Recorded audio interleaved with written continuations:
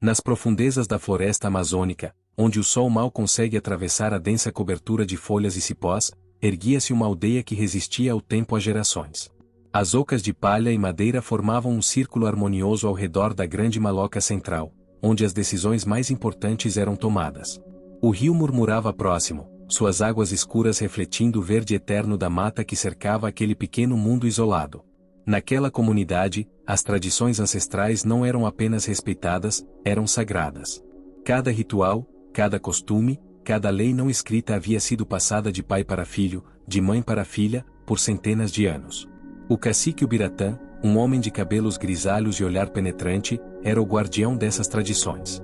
Sua palavra era lei, sua decisão era final, e sua responsabilidade era manter a pureza dos costumes que seus antepassados lhe confiaram. Entre os jovens da tribo, destacava-se Iracema, uma mulher de 20 e poucos anos cujos olhos brilhavam com uma curiosidade que nem sempre era bem vista pelos mais velhos. Ela possuía uma beleza natural que chamava a atenção não apenas pela harmonia de seus traços, mas pela força que emanava de seu olhar. Seus cabelos longos e negros caíam como uma cascata sobre os ombros, e sua pele morena tinha o tom dourado de quem nasceu sob o sol da Amazônia. Iracema sempre fora diferente das outras jovens de sua idade. Enquanto suas amigas se contentavam com as atividades tradicionais da aldeia, ela demonstrava uma sede de conhecimento que a levava a fazer perguntas incômodas e a questionar costumes que pareciam inquestionáveis. Essa característica não passava despercebida, especialmente pelo jovem guerreiro Cauã. Cauã era filho de uma das famílias mais respeitadas da tribo. Alto e forte, com músculos definidos pelo trabalho árduo de caçar e proteger a aldeia, ele era considerado um dos melhores guerreiros de sua geração. Seus olhos escuros guardavam uma profundidade que poucos conseguiam decifrar, e por trás de sua aparência imponente se escondia um coração sensível que batia cada vez mais forte sempre que Iracema estava por perto. O amor que Cauã sentia por ela crescerá em silêncio, alimentado por olhares furtivos e conversas casuais junto ao rio. Ele admirava não apenas sua beleza, mas sua coragem de pensar diferente, sua curiosidade genuína sobre o mundo além das fronteiras da aldeia. No entanto, as tradições da tribo eram claras, os relacionamentos deveriam ser aprovados pelos mais velhos, e qualquer união deveria fortalecer os laços internos da comunidade. Foi durante uma expedição de coleta de frutos que o destino de Iracema mudou para sempre. Ela havia se afastado um pouco do grupo quando encontrou um jovem ferido às margens do rio. Era um homem branco, um pesquisador que havia se perdido na mata depois que sua embarcação naufragou durante uma tempestade. Estava desidratado, com febre alta e ferimentos que precisavam de cuidados imediatos. Iracema não hesitou. Usando seus conhecimentos sobre plantas medicinais, ela cuidou do estranho por 3 dias consecutivos, escondendo-o em uma gruta natural que conhecia desde criança.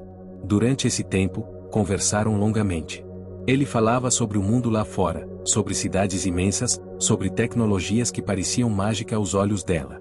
Ela, por sua vez, compartilhava os segredos da floresta, as lendas de seu povo, a sabedoria ancestral que corria em suas veias. O que começou como compaixão por um ser humano em necessidade se transformou em algo mais profundo. Entre eles nasceu uma conexão que transcendia as barreiras culturais. Era um sentimento puro, baseado no respeito mútuo e na admiração que um sentia pelo mundo do outro. Quando ele finalmente se recuperou o suficiente para seguir viagem, prometeu voltar, e ela prometeu esperá-lo. Mas segredos são difíceis de guardar em uma comunidade pequena. Alguns membros da tribo haviam notado suas ausências, e quando finalmente descobriram a verdade, a notícia se espalhou como fogo na mata seca. Iracema foi imediatamente levada à presença do cacique, onde confessou tudo sem demonstrar arrependimento. O silêncio que se seguiu à sua confissão foi mais aterrorizante que qualquer grito. Os olhos do cacique Ubiratã se encheram de uma decepção profunda, misturada com uma raiva fria que fez todos os presentes recuarem instintivamente. Para ele, Iracema não havia apenas desobedecido às tradições da tribo, ela havia cometido a maior traição possível. Havia se apaixonado por alguém de fora, ameaçando a pureza e a continuidade de seu povo. A decisão foi tomada naquela mesma noite. Iracema seria submetida ao ritual da marca viva, uma punição reservada apenas para os crimes mais graves contra a comunidade. Seria marcada com ferro em brasa como símbolo de sua traição, para que todos soubessem que ela havia escolhido o caminho da desonra. Depois disso, seria banida para sempre das terras de seus ancestrais. A notícia da punição se espalhou rapidamente pela aldeia, dividindo opiniões entre os mais velhos, que aprovavam a severidade da decisão, e alguns jovens que secretamente questionavam a justiça de tal castigo. Entre esses jovens estava Cauã, que sentiu seu coração se despedaçar ao saber do destino que aguardava a mulher que amava. Na manhã seguinte, toda a tribo se reuniu na praça central. Uma fogueira foi acesa no centro do círculo, e barras de ferro foram colocadas entre as chamas até ficarem incandescentes. Iracema foi trazida com as mãos amarradas, mas sua cabeça permanecia erguida. Não havia lágrimas em seus olhos, apenas uma dignidade serena que impressionou até mesmo seus detratores. O cacique se levantou, com voz solene, começou a recitar as palavras do ritual. Ele falava sobre a importância das tradições, sobre os perigos de se desviar do caminho dos ancestrais, sobre a necessidade de manter a pureza da tribo. Suas palavras ecoavam pela praça silenciosa, onde o único som além de sua voz era o crepitar das chamas. Cauã observava tudo de longe, sentindo cada palavra como uma punhalada em seu próprio coração. Ele sabia que interferir seria assinar sua própria sentença de morte, mas também sabia que não conseguiria viver consigo mesmo se não tentasse fazer alguma coisa. Seus punhos estavam cerrados com tanta força que suas unhas se cravavam na palma de suas mãos, e todo o seu corpo tremia de raiva e desespero. Quando o momento da marcação finalmente chegou, o ferreiro da tribo pegou uma das barras incandescentes com uma pinça de madeira. O metal brilhava em um vermelho intenso que parecia concentrar todo o fogo do inferno em sua superfície. Iracema foi forçada a se ajoelhar, e sua camisa foi rasgada para expor o ombro esquerdo. O silêncio era ensurdecedor. Nem mesmo as crianças faziam ruído, como se toda a floresta tivesse parado para testemunhar aquele momento. O ferro se aproximava lentamente da pele delicada de Iracema, e ela fechou os olhos, preparando-se para a dor que estava por vir. O som do ferro tocando a pele foi abafado, mas o cheiro de carne queimada se espalhou imediatamente pelo ar. Iracema mordeu os lábios com tanta força que eles sangraram, mas não emitiu nenhum som. Lágrimas corriam silenciosamente por suas bochechas, mas sua postura permanecia digna, desafiadora mesmo. A marca deixada pelo ferro tinha a forma de um círculo com 3 linhas perpendiculares, símbolo ancestral que representava a traição à tribo. Era uma cicatriz que ela carregaria para sempre, um lembrete constante de sua escolha e suas consequências. Quando o ritual terminou, ela foi levada para uma oca isolada onde permaneceria até o amanhecer, quando seria escoltada para fora dos limites da aldeia. Cauã assistiu a tudo em silêncio, mas sua mente fervilhava com planos desesperados. Ele não podia deixar que a mulher que amava fosse banida ferida e sozinha para a imensidão da floresta. Sabia que isso seria uma sentença de morte, pois mesmo com todo o seu conhecimento sobre a mata, ela jamais sobreviveria sozinha com um ferimento tão grave. A noite caiu como um manto negro sobre a aldeia, trazendo consigo o coro noturno da floresta. Grilos, sapos e macacos noturnos criavam uma sinfonia que normalmente acalmava os habitantes da tribo, mas naquela noite apenas servia para mascarar os movimentos furtivos de Cauã enquanto ele se preparava para cometer o maior ato de rebelião de sua vida. Ele havia passado horas preparando-se meticulosamente. Reuniu ervas medicinais que poderiam ajudar na cicatrização da ferida de Iracema, coletou frutas e raízes que serviriam de alimento durante a jornada que tinham pela frente, e encheu uma cabaça com água limpa do rio. Cada item foi escolhido cuidadosamente, pois ele sabia que uma vez que deixassem a aldeia, não haveria volta. Quando a lua atingiu seu ponto mais alto no céu, Cauã se moveu como uma sombra entre as ocas adormecidas. Seus pés conheciam cada raiz, cada pedra do caminho, permitindo que se deslocasse em completo silêncio.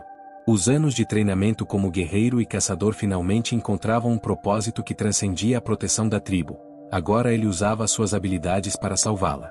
A oca onde Iracema estava confinada ficava na periferia da aldeia, guardada por 2 guerreiros que se revezavam durante a noite. Cauã observou seus movimentos por muito tempo, estudando seus padrões de patrulha até encontrar o momento perfeito para agir. Quando o guarda se afastou para verificar um ruído na mata, ele se moveu rapidamente. Iracema estava acordada, sentada no chão de terra batida da oca, segurando um pano contra o ombro ferido. Quando viu Cauã se aproximar silenciosamente, seus olhos se arregalaram de surpresa e medo. Ela pensou inicialmente que ele havia vindo para se despedir, ou pior, para executar alguma ordem adicional do cacique.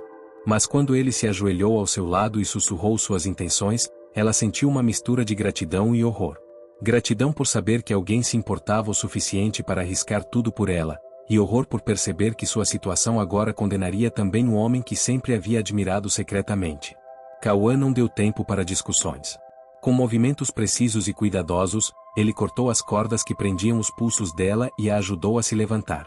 O movimento causou uma dor lancinante no ombro machucado, e ela teve que morder os lábios novamente para não gemer. Ele notou sua dificuldade, sem hesitar, a pegou nos braços. Deixar a aldeia foi mais fácil do que Cauã havia imaginado. Ele conhecia todas as trilhas secretas, todos os pontos cegos da vigilância noturna. Carregando Iracema, ele se moveu pela floresta como um fantasma, parando apenas quando tinham certeza de estar longe o suficiente para não serem ouvidos. Somente quando o primeiro raio de sol começou a filtrar através das copas das árvores, eles se permitiram descansar. Cauã encontrou uma pequena clareira protegida por uma formação rochosa, onde poderiam se esconder durante o dia. Ele sabia que quando o sol nascesse completamente, a fuga deles seria descoberta, e os melhores rastreadores da tribo seriam enviados atrás deles. Durante aquele primeiro dia de fuga, Cauã se dedicou inteiramente aos cuidados de Iracema. A queimadura em seu ombro estava inflamada e infectada, causando febre e delírios. Ele usou toda a sua sabedoria sobre plantas medicinais para preparar cataplasmas e chás que pudessem aliviar sua dor e combater a infecção. Com folhas de copaíba, ele preparou um unguento natural que aplicava delicadamente sobre a ferida. As propriedades anti-inflamatórias e cicatrizantes da planta eram conhecidas por seu povo há gerações, e ele rezava para que fossem suficientes para salvar a vida da mulher que amava. Com casca de barbatimão, preparou um chá amargo que a forçava a beber a cada poucas horas para combater a infecção de dentro para fora. Durante 3 dias e 3 noites, eles permaneceram naquele esconderijo temporário.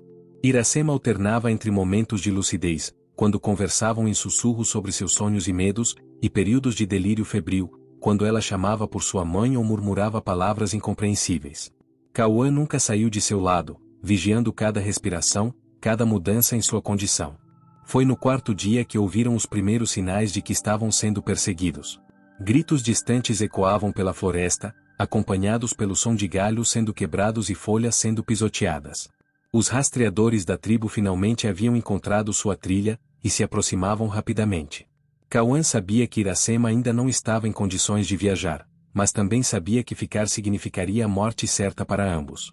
Com o coração apertado, ele a pegou nos braços novamente e começou a se mover mais profundamente na floresta, em direção a territórios que nem mesmo os mais experientes caçadores de sua tribo se aventuravam a explorar. A jornada que se seguiu foi um pesadelo de resistência e determinação.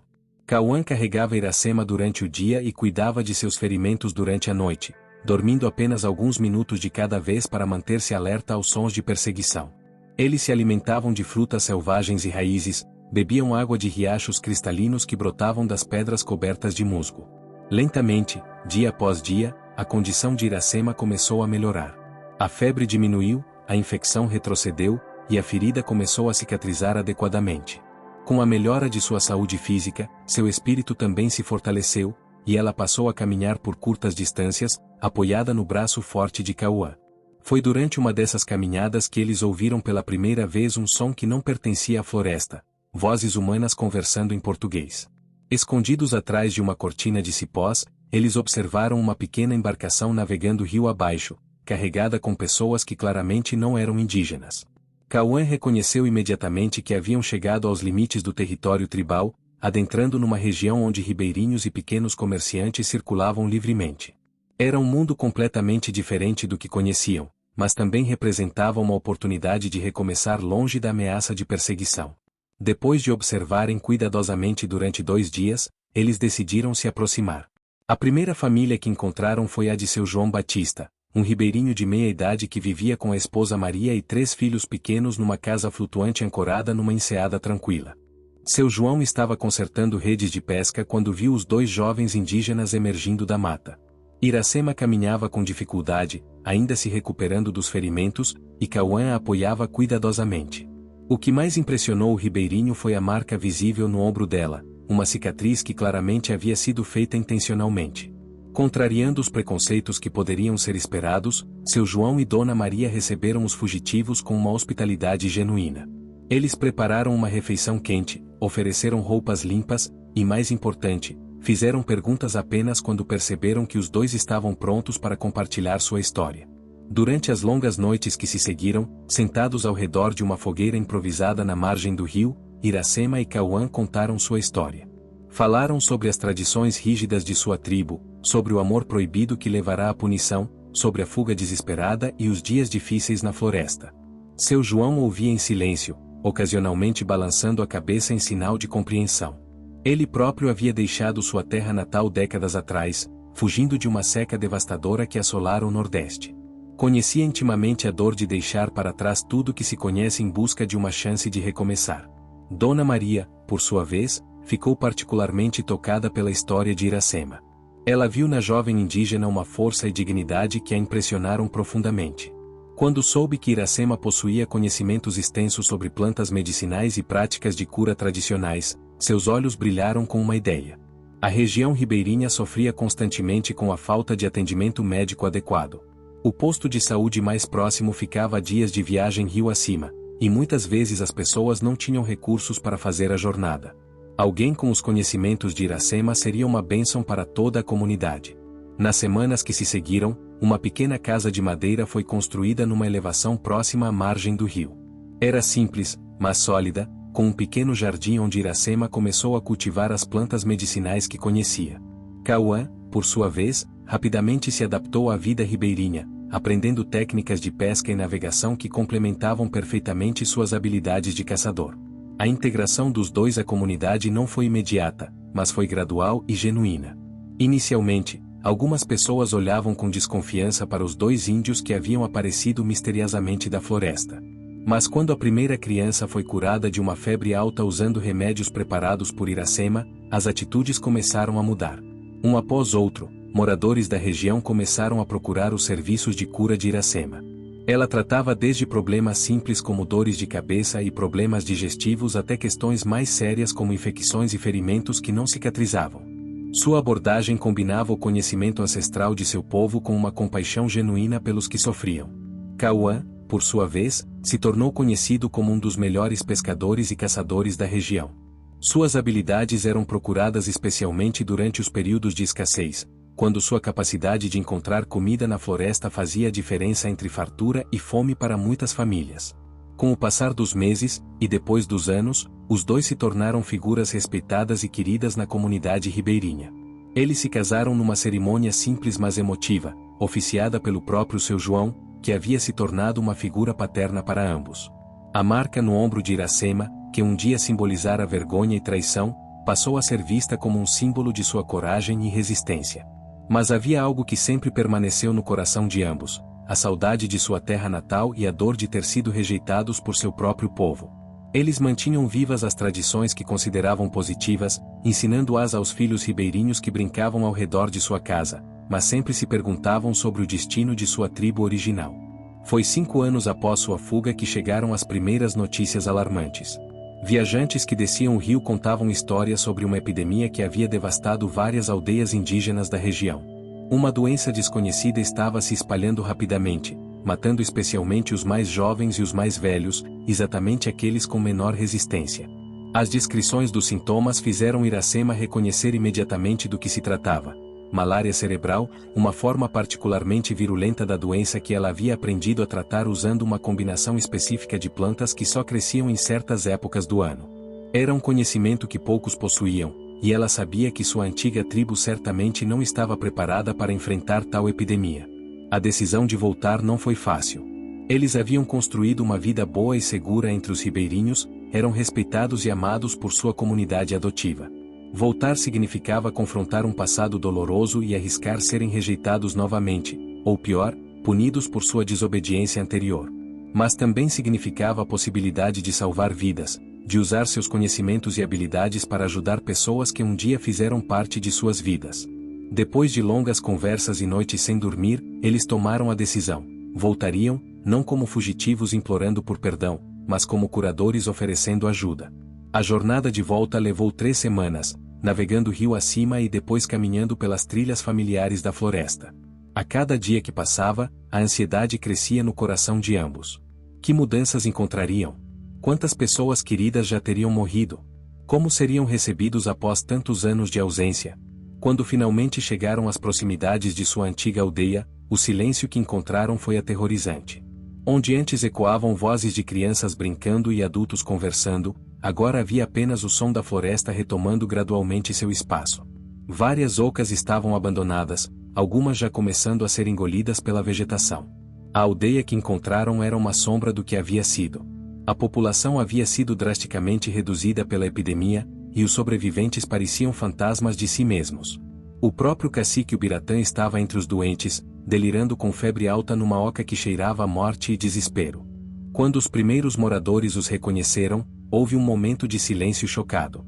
Alguns recuaram, outros simplesmente ficaram parados observando, como se estivessem vendo fantasmas. Mas quando Iracema se dirigiu diretamente para a oca onde estava o cacique doente e começou a preparar seus remédios, a atitude da tribo começou a mudar. Ela trabalhou incansavelmente durante 3 dias e 3 noites, movendo-se de uma oca para outra, administrando medicamentos, preparando chás e cataplasmas, ensinando aos que estavam saudáveis como cuidar adequadamente dos doentes. Cauã a ajudava carregando água, coletando plantas e organizando os cuidados médicos com uma eficiência que impressionava a todos. O momento mais dramático veio quando o cacique Ubiratã finalmente acordou da febre que o consumira por semanas. Seus olhos se focalizaram lentamente no rosto de Iracema, que estava ao seu lado segurando uma cuia com chá medicinal. Por um longo momento, eles se olharam em silêncio, e todos na oca prenderam a respiração. Então, com uma voz fraca mas clara, o cacique sussurrou palavras que ninguém esperava ouvir. Ele pediu perdão. Perdão por ter sido tão rígido, por ter punido o amor em vez de celebrá-lo, por ter expulsado 2 de seus melhores filhos quando deveria tê-los protegido. Nos dias que se seguiram, conforme mais pessoas se recuperavam da doença, a atmosfera na aldeia mudou completamente. A marca no ombro de Iracema, que antes simbolizava vergonha, agora era vista como um símbolo de sacrifício e redenção. Ela havia carregado aquela marca com dignidade, e agora voltava não para se vingar, mas para salvar as mesmas pessoas que a haviam rejeitado. Muitos membros da tribo pediram que eles ficassem, prometendo que as antigas tradições rígidas seriam repensadas, que haveria espaço para novas ideias e maior abertura. Mas Iracema e Cauã sabiam que seu lugar não era mais ali. Eles haviam encontrado um novo lar, uma nova família entre os ribeirinhos que os haviam acolhido incondicionalmente. Antes de partir novamente, eles passaram várias semanas ensinando aos membros mais jovens da tribo técnicas de medicina tradicional que poderiam ajudar no futuro. Estabeleceram um sistema de trocas de conhecimento entre a aldeia e a comunidade ribeirinha, criando pontes onde antes existiam apenas muros. Quando finalmente chegou a hora da despedida final, não houve lágrimas de raiva ou palavras de ressentimento. Houve abraços sinceros, bênçãos murmuradas em voz baixa, e promessas de que as portas estariam sempre abertas se eles quisessem voltar. A marca no ombro de Iracema havia se transformado ao longo dos anos. O que começara como um símbolo de punição e exclusão tornará-se uma lembrança de sua jornada extraordinária. Era a prova física de sua coragem para amar além das convenções, de sua força para sobreviver à rejeição, e de sua grandeza de alma para perdoar e ajudar aqueles que a haviam ferido. Enquanto navegavam rio abaixo de volta para casa, Iracema tocou suavemente a cicatriz em seu ombro. Não sentia mais dor física, mas também não sentia vergonha. Sentia orgulho. Orgulho de ter seguido seu coração, orgulho de ter encontrado um amor verdadeiro em Cauã, orgulho de ter construído uma nova vida sem perder sua essência. Anos mais tarde, quando contava sua história para as crianças ribeirinhas que se reuniam ao redor de sua casa nas tardes ensolaradas, Iracema sempre terminava com as mesmas palavras. Às vezes as marcas que carregamos não são sinais de nossa fraqueza, mas símbolos de nossa força. A verdadeira coragem não está em evitar a dor, mas em transformá-la em algo belo e significativo. Sua história se espalhou rio acima e rio abaixo, passando de boca em boca entre os ribeirinhos, os comerciantes, e até mesmo outras tribos indígenas. Tornou-se uma lenda sobre o poder redentor do amor, sobre a possibilidade de recomeçar mesmo depois das mais dolorosas perdas, e sobre como as cicatrizes podem se tornar símbolos de vitória em vez de derrota. E assim, nas águas escuras do grande rio amazônico, entre o verde eterno da floresta que tudo vê e tudo perdoa, a marca de Iracema brilhava não como um sinal de vergonha, mas como um farol de esperança para todos aqueles que um dia precisaram escolher entre a segurança da conformidade e a coragem de seguir seu próprio caminho.